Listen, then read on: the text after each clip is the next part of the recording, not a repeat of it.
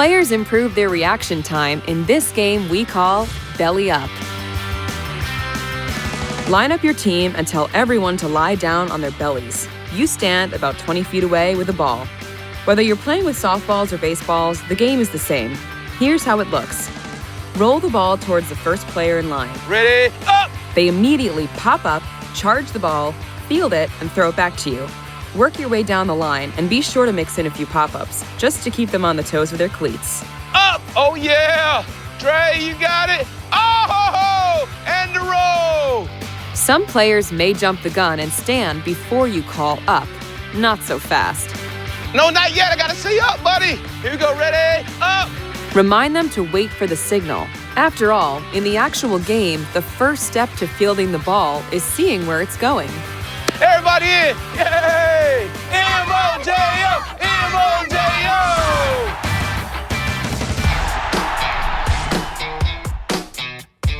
Kids will love gobbling up grounders in this game we call Alligator Traps. Line up your team and stand 10 feet away. The first player in line gets into a set stance with knees bent and hips low. Whether you're playing softball or baseball, the game is the same. Here's how it looks. Roll a ground ball to the first fielder. When the ball arrives, they must properly receive it with both hands, like an alligator eating its dinner, before throwing it back to you. Good job! Roll 3 grounders to every player before they move to the back of the line. Ask players to keep track of how many grounders they successfully field each turn, then challenge them to catch even more next time. Remember, the better they can see the ball, the less likely it is to scoot past them. So remind them to keep their eyes on the ball all the way into their glove, just like that. Everybody in, everybody in. Hey, good job. 1, 2, 3, MOJO!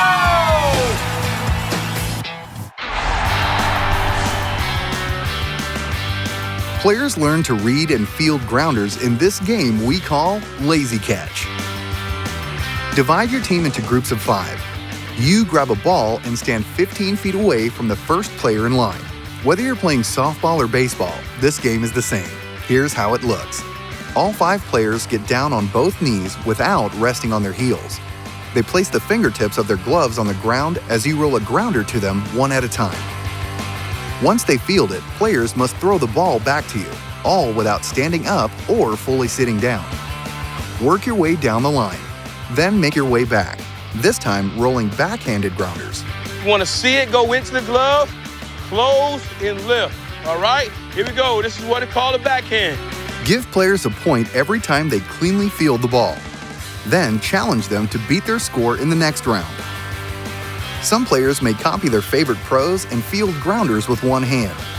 Remind them that the only way to make it to the show is by using both hands and snapping down on the ball like an alligator for forehanded catches and scooping the ball on plays to their backhand. Like that. Great job. MOJO!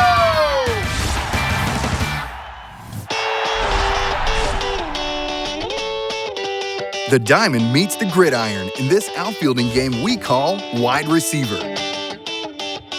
Line the team up in the outfield with their gloves. You set up next to them with a few balls. Then place a cone about 20 feet in front of the first player in line. Tell them you're the quarterback and they are the wide receivers. Whether you're playing softball or baseball, the game is the same. Here's how it looks. Go! On your call, or hike, the first player sprints to the cone before breaking right at a 45-degree angle. That's when you throw the ball, leading them so they must run to track it down and catch it. Oh boy, nice. It's not every day that ball players get to channel their inner wide receiver, so have them show off their best end zone dances once they make the grab. High five, baby. If players are struggling, remind them to not quite run, but rather glide on the balls of their feet. Go. Stay on the balls of your feet. Keep going. That will help steady their head so they can accurately track the ball into their glove, like this. Attaboy, nice.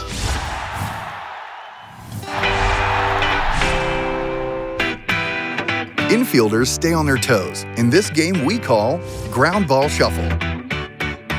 All right, I need half you guys on this side, the other half on this side. Partner up. Divide your team into pairs standing about 15 feet apart. Every pair gets a ball. Whether you're playing with softballs or baseballs, this game is the same. Here's how it looks. All right, here we go. Ready?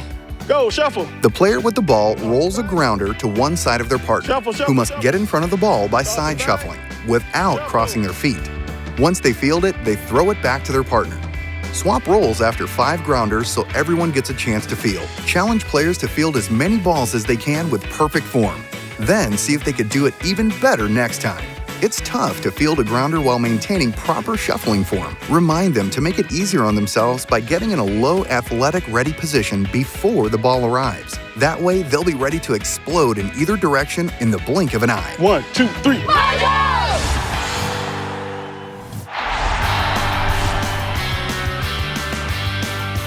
Dig the ball out of the dirt in this game we call Short Hop Showdown. Divide players into pairs spaced about 10 feet apart and give each pair a ball. Everyone starts on their knees. Whether you're playing softball or baseball, the game is the same. Here's how it looks. On your call, the player with the ball throws it to their partner on a short hop, bouncing it just a few feet in front of them. The fielder then scoops the ball and returns it to their partner in the same way. Every time a player successfully digs a ball, the pair gets a point. The first pair to 10 wins. Then play again, this time with each pair standing up. Remind fielders to anticipate the play in a low athletic stance. Encourage them to find a balance between being aggressive and meeting the ball with their glove, like this.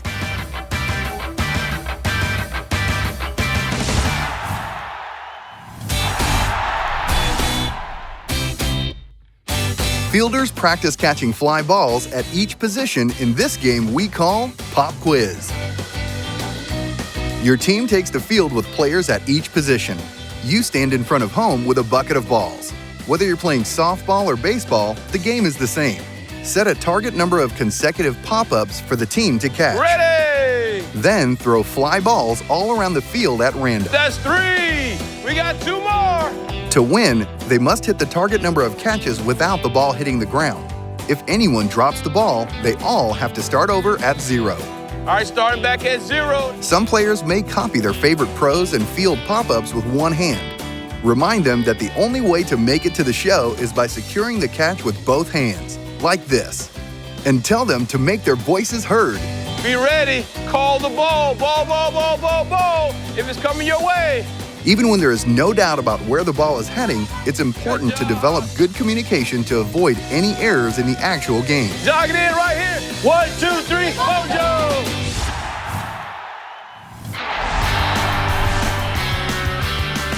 Players alternate catching barehanded grounders and pop-ups in this game we call Grab Bag. Place 2 cones 10 feet apart in the outfield. Then divide the team in half and line up each group behind a cone. You stand about 15 feet in front of and between the 2 cones with a bucket of practice balls.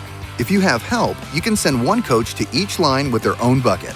Whether you're playing softball or baseball, the game is the same. All right, here we go. The first players in each line step up and get into ready position. Ready? You ready? Go. Let's do this. You start sending grounders to one and pop-ups to the other. The players field each throw using the correct technique. They then throw the ball back to you and move to the end of the other line. All right, we're going to switch it up. We're going to either a ground ball or a fly ball. In the second round, throw a mix of pop-ups and grounders to each line so the players stay on their toes. Always stay in your ready position because you never know if it's a pop-up grounder. Always strong, ready, right here. Give players a point every time they cleanly field the ball. Then challenge them to beat their score in the next round. Because the balls are made of foam, players will be tempted to catch them with one hand. Reinforce that they should always use both hands while fielding grounders and fly balls. In the actual game, that's the best way to stay on the field and off the blooper reel. 1, 2, 3, MOJO!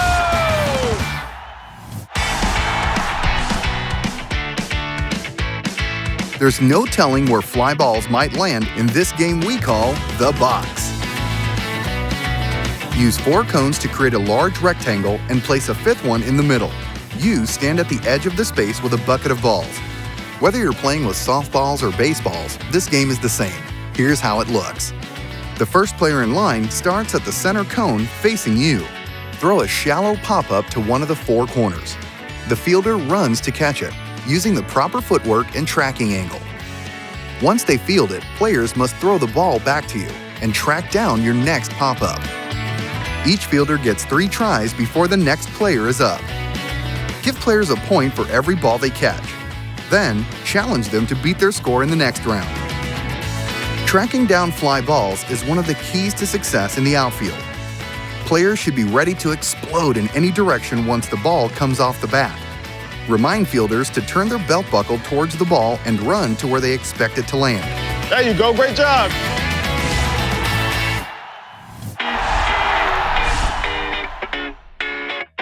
Fielders learn to make the play at every position in this game we call Gold Glove. Have your team take the field at each position. You grab a bat and a bucket of balls and set up near the mound. Whether you're playing softball or baseball, the game is the same. Here's how it looks. Hit balls to every player on the field, starting in the outfield. Send 2 balls to each outfielder, who field them and throw to the cutoff on the way to second. For the left and center fielders, that's the shortstop. For the right fielder, it's second base. Then back up towards the plate and hit 2 more balls to each outfielder. This time they throw home, one's hitting the cutoff and the other on the fly. Next up, infielders. Hit grounders to each position and have them record the out at first, except the player at first who throws to third. Then hit to the infielders to turn a double play, from second to first, then from home to third. Finally, finish up with a few pop-ups for the catcher. Keep the whole team involved on each play by calling out in-game scenarios. In the actual game, each defensive play depends on where the base runners are, what the score is, and the number of outs. Getting the out requires fielders to use their minds just as much as their bodies. So make sure they stay focused and dialed in, no matter where the ball is headed.